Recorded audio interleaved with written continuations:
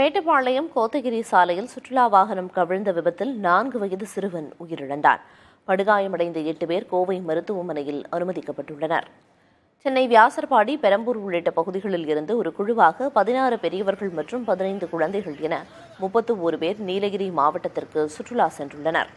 ஏற்கனவே பதிவு செய்த சுற்றுலா வாகனம் மூலம் உதகையை சுற்றி பார்த்துவிட்டு மேட்டுப்பாளையம் சென்றுள்ளனர். இரவு 7 மணி அளவில் கோத்தகிரி சாலையில் பவானிசாகர் அணை காட்சி முனை அருகே சென்றபோது பள்ளத்தில் கவிழ்ந்து சுற்றுலா வாகனம் விபத்துக்குள்ளானது. இதில் ஓட்டுநர் உட்பட 32 பேரும் காயமடைந்தனர். சம்பவ இடத்திற்கு விரைந்த காவல்துறையினர் ஆம்புலன்ஸ் மூலம் ஒவ்வொருவராக மீட்டு மேட்டுப்பாளையம் அரசு மருத்துவமனைக்கு கொண்டு சென்றனர். துரதிருஷ்டவசமாக குளத்தூர் பகுதியைச் சேர்ந்த 4 வயது சிறுவன் பரிதாபமாக உயிரிழந்தான்.